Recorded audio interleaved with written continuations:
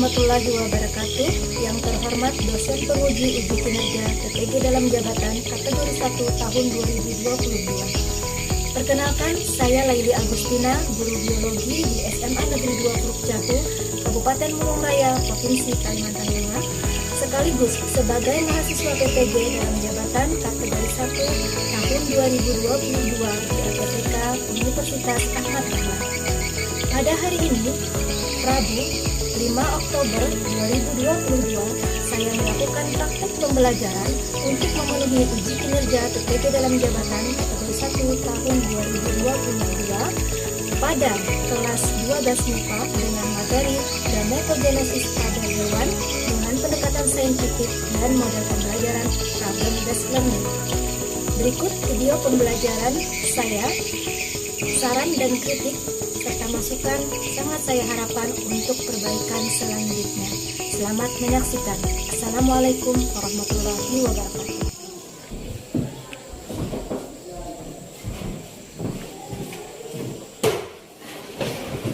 Ucapkan salam. Assalamualaikum warahmatullahi wabarakatuh. Waalaikumsalam warahmatullahi wabarakatuh. Silakan dulu. Selamat pagi anak-anak sekalian. Pagi, Bu. Bagaimana kabarnya hari ini? Baik. Alhamdulillah. Sehat semua? Sehat. Alhamdulillah. Sudah sarapan? Sudah. Sarapan penting ya untuk sumber energi kita di dalam beraktivitas. Kemudian supaya kalian lebih berkonsentrasi di dalam belajar. Jadi jangan diabaikan sarapan pagi. Ya, tapi jangan terlalu banyak juga. Nanti malah mengantuk. Ya, sebelum kita memulai pelajaran, ya silahkan ketua kelas pimpin dulu untuk berdoa. Sebelum kita memulai pelajaran, marilah kita berdoa. Berdoa dimulai.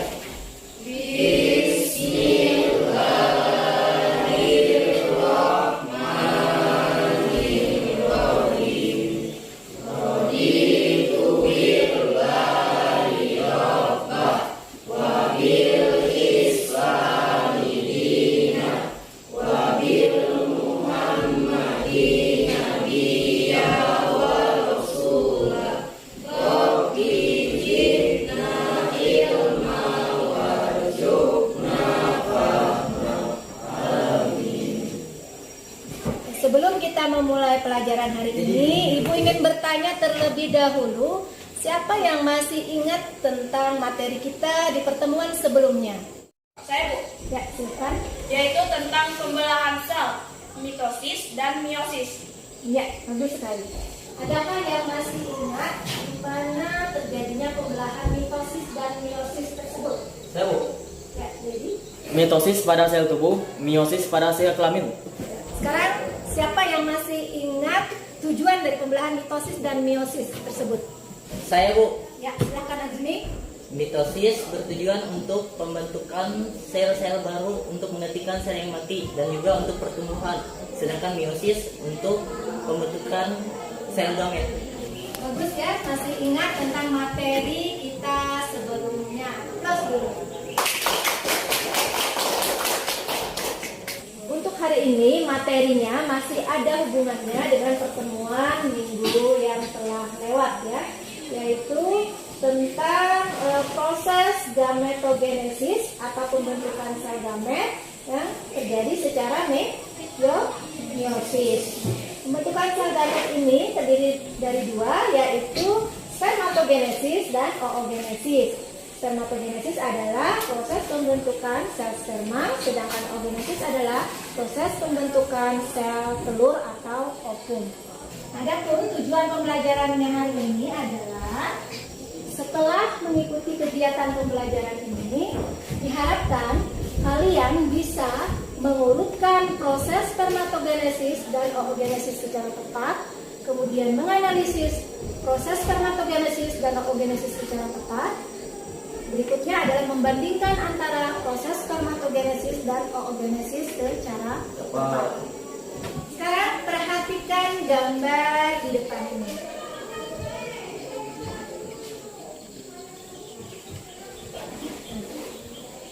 Ya, jelas? Jelas.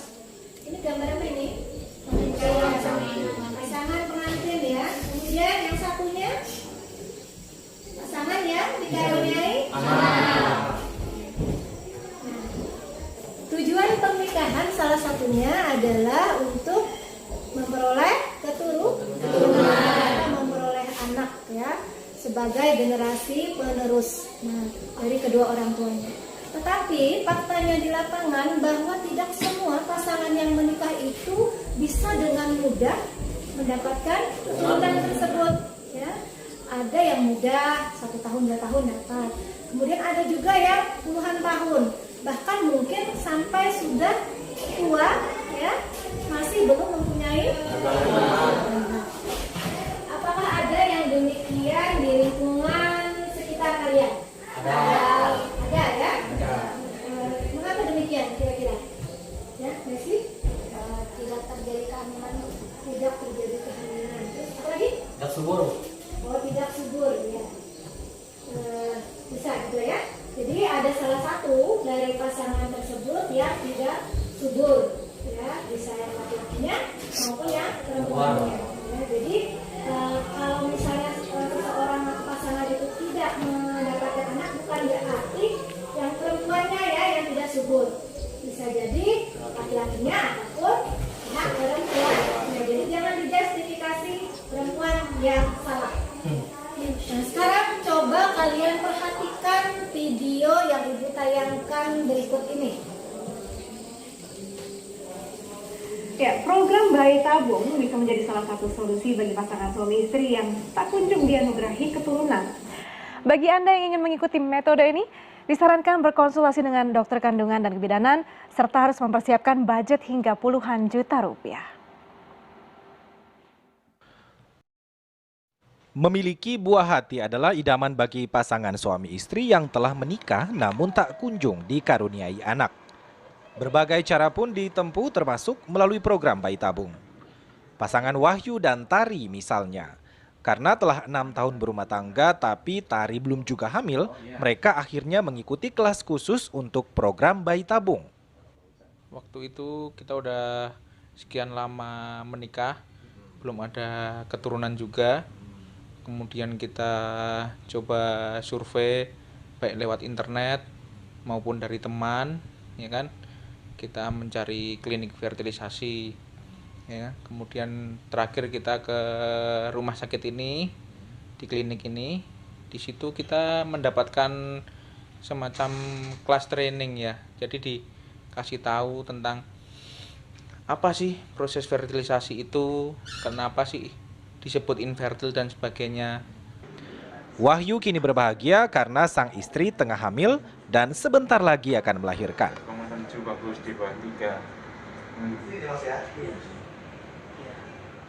Lain halnya dengan pasangan Denny dan Pujiastuti. Mereka saat ini sedang mengikuti serangkaian pemeriksaan untuk menjalankan program bayi tabung setelah 11 tahun tak kunjung mendapat momongan. Apakah dokter juga sudah pastikan mengarahkan ada sekian persentase untuk berhasil dan pasti ada juga gagalnya. Secara mental bagaimana Mbak Puji untuk menghadapi itu? Ya ikhlas aja sih. Ikhlas, ya? Kalau misalnya nggak apa-apa nggak jadi, nanti belum rezeki bisa dicoba lagi nanti lain waktu. Klinik di sebuah rumah sakit di kawasan Kelapa Gading, Jakarta Utara ini sudah sejak 2008 menerima pasangan suami istri yang ingin memperoleh keturunan dengan metode bayi tabung. Tempat ini dilengkapi laboratorium khusus untuk menganalisa sel sperma dan sel telur dari pasangan yang sedang mengikuti program bayi tabung.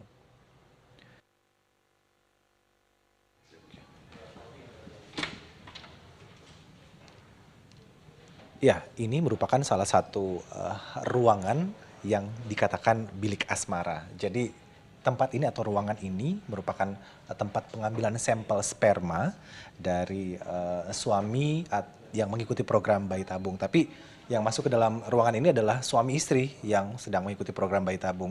Mereka bisa, istri bisa membantu suami untuk mendapatkan spermanya baik dengan cara melakukan hubungan intim dan ataupun juga ada cara-cara lain yang dianjurkan oleh dokter. Dan nantinya di ruangan ini mereka bisa duduk karena ada tempat untuk berbaring juga, kemudian dan nantinya setelah sperma keluar akan ditampung di dalam tabung dan nantinya akan ditaruh di sini. Dan nantinya ada petugas di ruangan sebelah yang akan mengambil sampel sperma yang sudah dikeluarkan dan ditampung di dalam tabung.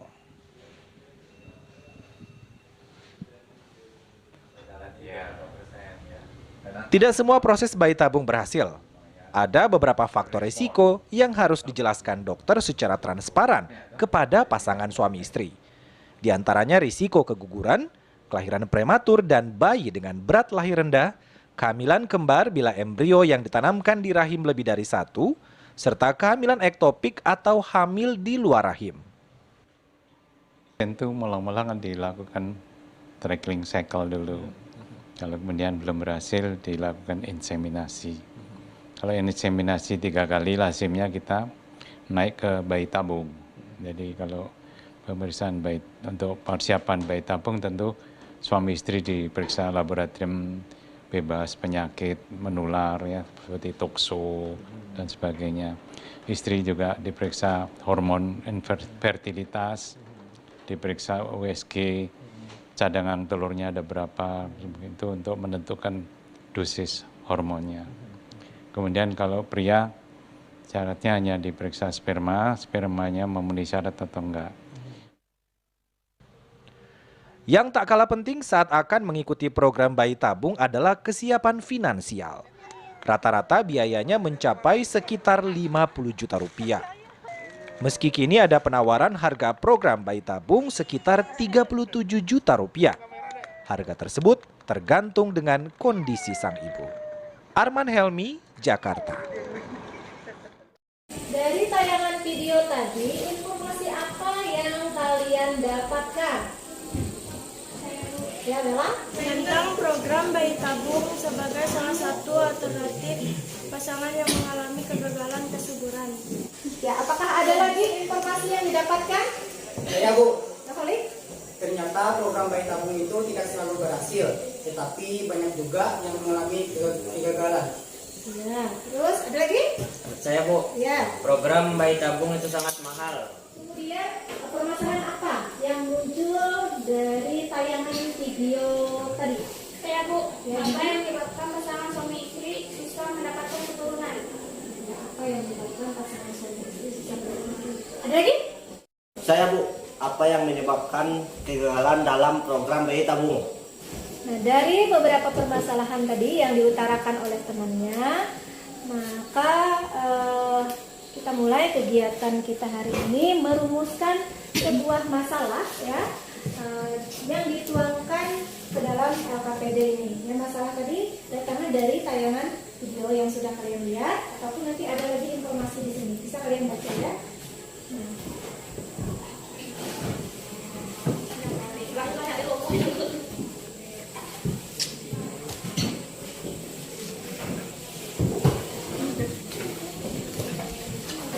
Silakan diperhatikan lembar kerjanya. Ya. Di situ langkah kegiatannya adalah yang pertama, kalian baca dulu informasi yang ada pada LKPD ya. Di situ ada informasi, kemudian ada dari tayangan video tadi juga ya. Kemudian rumuskan satu masalah dari informasi yang didapat bersama teman sekelompokmu. Nah, jadi rumuskan satu masalah, kemudian diskusikan bagaimana penyelesaiannya atau jawabannya dari masalah yang sudah dirumuskan tadi. Ya. Nah, kemudian tanyakan jika ada hal-hal yang masih kurang jelas dengan ibu. Ya. Sekarang silakan kalian berdiskusi dengan teman sekelompoknya. Ya. Cari informasi sebanyak-banyaknya melalui buku paket ataupun melalui internet. Silakan dipergunakan HP-nya.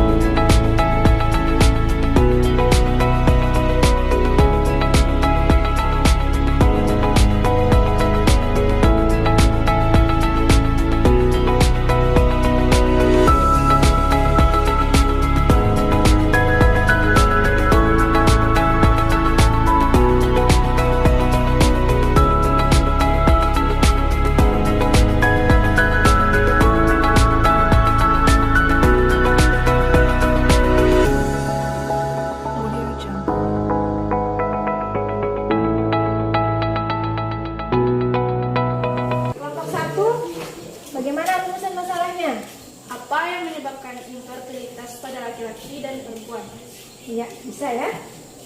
Kelompok 2 bagaimana? Saya Bu. Ya. Rumusan masalahnya, apa yang dimaksud dengan bayi tabung dan bagaimana prosesnya? Ya, bisa ya?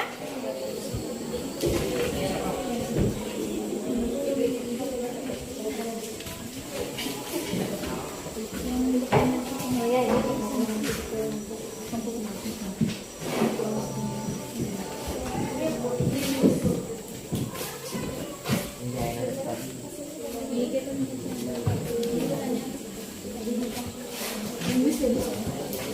Ada pertanyaan? Kurang jelas? Sudah selesai ya? Kalau sudah selesai, sekarang Ibu persilakan untuk kelompok 1 ya, menyampaikan atau mempresentasikan hasil diskusinya. Rumusan masalahnya apa tadi, kemudian dari masalah tadi solusinya atau jawabannya apa? Ya, silakan kelompok 1. Berdiri. Apa yang menyebabkan infertilitas pada laki-laki dan perempuan? Berikut beberapa hal lainnya yang juga bisa menjadi penyebab infertilitas pada pria, seperti yang pertama, kelainan atau gangguan sperma. Jumlah, pergerakan, serta bentuk sperma yang abnormal bisa menjadi penyebab ketidaksuburan pada pria. Yang kedua, masalah ejakulasi. Hal ini mencakup ejakulasi dini, ejakulasi retrograde, orgasme kering, penyumbatan, serta kerusakan pada tesis. Yang ketiga, kelainan genetik bisa membuat pria tidak dapat memproduksi sperma atau sperma yang diproduksi hanya sedikit.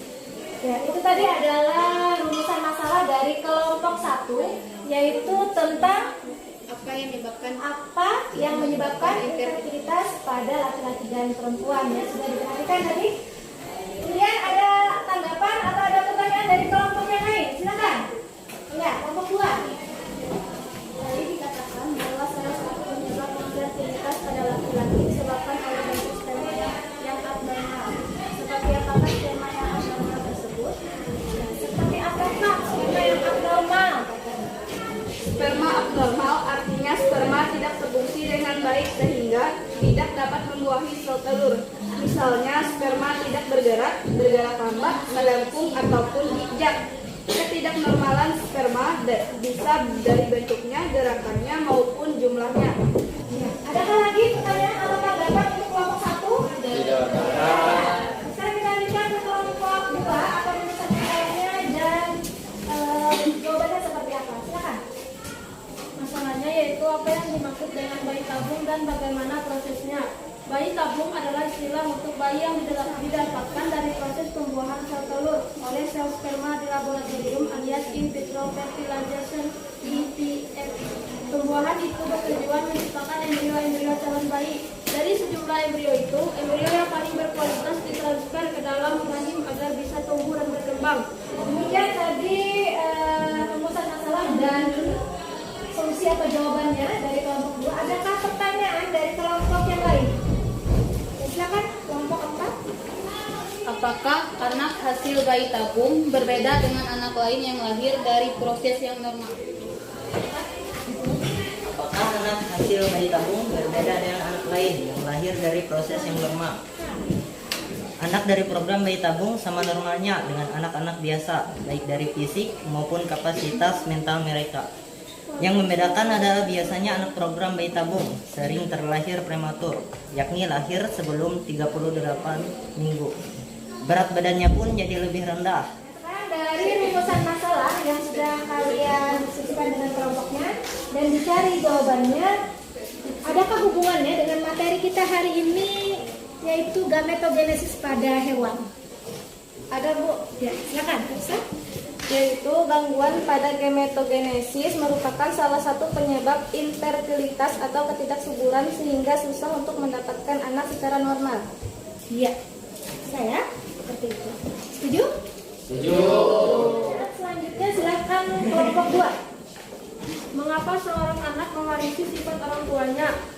yaitu kewarisan sifat orang tua kepada anak adalah diturunkan melalui gen, di mana gen terletak di dalam kromosom yang pada saat terjadi fertilisasi, yaitu peleburan antara sel sperma dan ovum. Masing-masing membawa 23 kromosom dari masing-masing induk. Nomor 4, silahkan kelompok 3. Ada hubungan antara kehamilan dan proses gametogenesis, yaitu jika kehamilan terjadi, maka dipastikan telah terjadi peleburan antara sel sperma dan sel telur atau fertilisasi, di mana sperma dan sel telur ini dihasilkan melalui proses yang dinamakan gametogenesis. Gametogenesis terdiri dari 2, yaitu yang pertama spermatogenesis, adalah proses pembentukan sel gamet jantan spermatozoa. Yang kedua oogenesis, adalah proses pembentukan sel gamet betina sel telur atau ovum. Pertanyaan nomor 5, silahkan dijawab oleh kelompok 3. Buatlah deskripsi spermatogenesis dan oogenesis. Deskripsi spermatogenesis. Spermatogenesis diawali spermatogonium yang bersifat diploid atau 2N. Membelah secara mitosis menghasilkan spermatosit primer yang bersifat diploid atau 2N. Kemudian spermatosit primer membelah secara meiosis. Pada meiosis 1 dihasilkan 2 spermatosit sekunder yang bersifat haploid atau N. Dan pada akhir meiosis 2 dihasilkan 4 spermatid yang bersifat haploid N.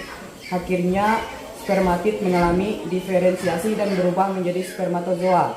Deskripsi oogenesis. Oogenesis diawali dengan oogonium yang bersifat diploid atau 2N membelah secara mitosis, menghasilkan oosit primer yang bersifat diploid atau 2N. Kemudian oosit primer membelah secara meiosis. Hasil meiosis 1 adalah sebuah oosit sekunder dan sebuah badan kutub primer. Kemudian terjadi pembelahan meiosis 2 yang menghasilkan 1 ootit dan 3 buah badan polar. Badan polar akan mengalami degenerasi dan mati, sedang ootit berkembang menjadi ovum.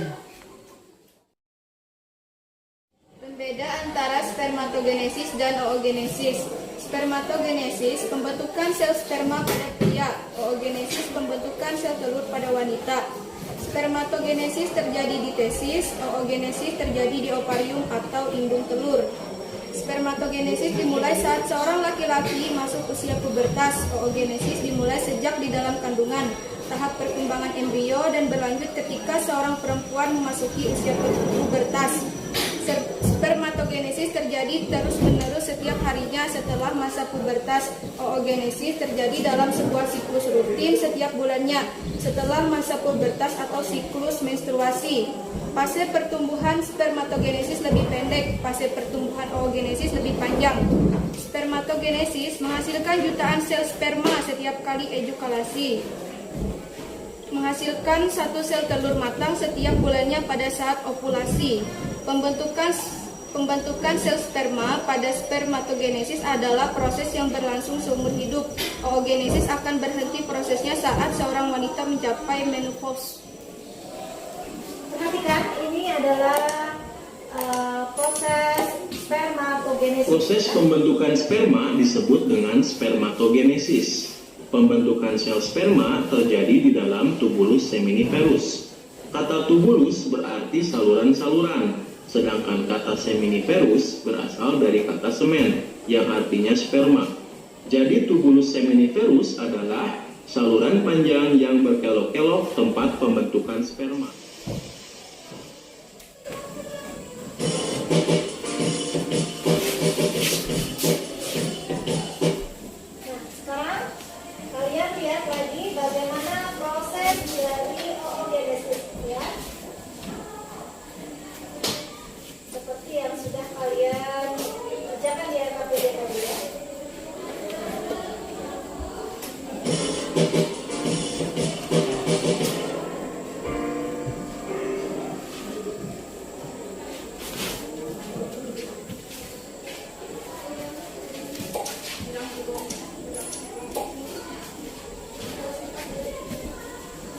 Oogenesis merupakan proses pembentukan sel kelamin perempuan, yaitu sel telur atau ovum, dan terjadi di dalam organ yang disebut ovarium. Berbeda dengan spermatogenesis, Oogenesis yang dimulai ketika anak laki-laki mulai masuk masa pubertas. Oogenesis dimulai sebelum anak perempuan lahir. Ini tadi adalah tayangan dari proses spermatogenesis dan oogenesis ya.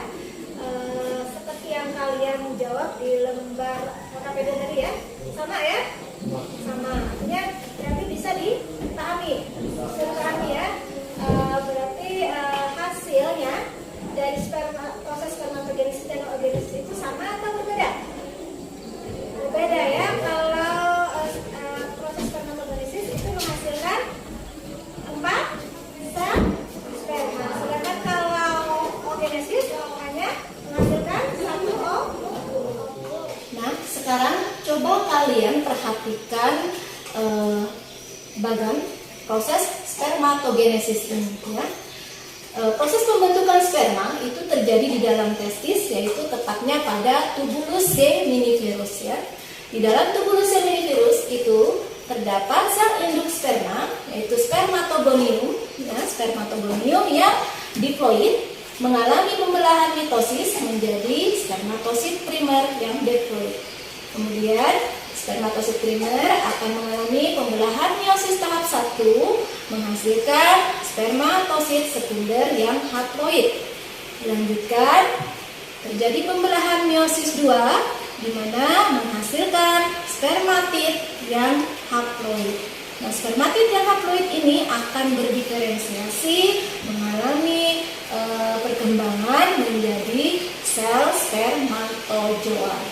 Jadi setiap satu spermatosit primer ya yang sifatnya diploid itu akan menghasilkan 4 sel spermatozoa yang sifatnya haploid dan bersifat fungsional semuanya ya.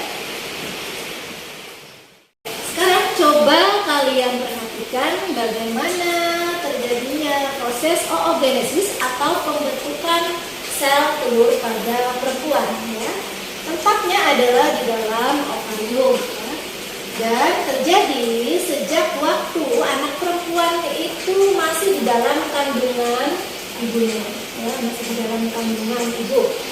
Di sini dimulai dari sel induk telur atau sel induk dari ovum yang namanya oogonium yang bersifat diploid akan mengalami pembelahan secara mitosis menghasilkan oosit primer yang bersifat diploid. Kemudian ketika anak perempuan tersebut mengalami masa menstruasi pertama kali, terjadilah proses meiosis 1. Ya, jadi oosit primernya mengalami meiosis 1 akan menghasilkan oosit sekunder dan kolosit atau badan polar pertama yang sifatnya adalah haploid. Selanjutnya terjadi pembelahan meiosis 2 di mana oosit sekunder akan menjadi ootit dan badan polar yang kedua. Sedangkan badan polar yang pertama juga mengalami meiosis 2 akan menghasilkan badan polar yang kedua. Yang sifatnya adalah haploid. Kemudian ootit ini akan menjadi sel telur atau ovum. Jadi ootitnya akan berkembang menjadi ovum. Sedangkan ketiga badan polar ini akan mengalami kehancuran atau degradasi ya. Nah, dari sini dapat disimpulkan bahwa dalam proses oogenesis satu oosit primer yang bersifat diploid akan menghasilkan satu ovum. Apa yang bisa menyimpulkan kegiatan pembelajaran kita hari ini? Ya, silakan Rahmat. Dari pembelajaran hari ini saya dapat menyimpulkan yang pertama, adanya gangguan pada proses gametogenesis menyebabkan masalah ketidaksuburan pada laki-laki maupun perempuan. Dan yang kedua, gametogenesis terdiri dari 2, yaitu yang pertama, spermatogenesis adalah proses pembentukan sel gamet jantan yaitu spermatozoa. Dan yang kedua, oogenesis adalah proses pembentukan sel gamet betina yaitu sel telur atau ovum. Ya. Terima kasih Rahma ya. Apakah sama kesimpulannya dengan kelompok yang lain? Nah, ini sudah disampaikan oleh temannya kesimpulan.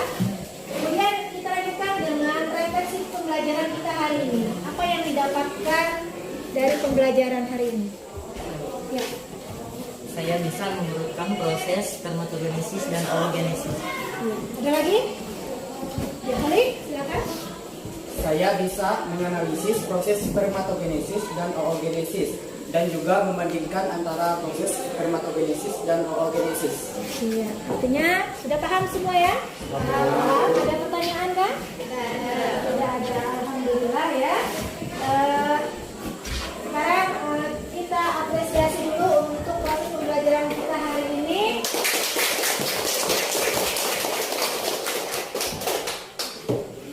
Kemudian ada evaluasi ya, akan diberikan evaluasi, Ibu kirimkan melalui WA ya, melalui WA. Silakan dibuka, dikirimkan melalui WA. Setelah itu ya, kemudian langsung dijawab, kirimkan ke Ibu ya. Ada 3 soal, silakan dijawab. Sudah? Silakan dijawab dulu.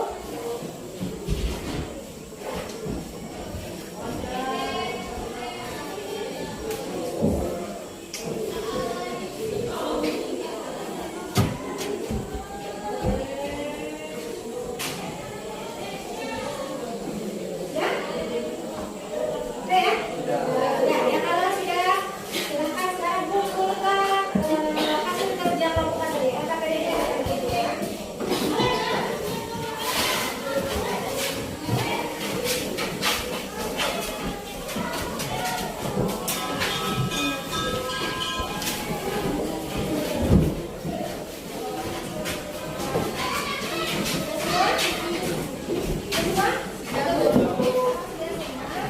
Baiklah, untuk materi pada pertemuan berikutnya yaitu tentang gametogenesis pada tumbuhan ya. Sekian pembelajaran kita hari ini. Mari kita ucapkan alhamdulillah dan assalamualaikum warahmatullahi wabarakatuh.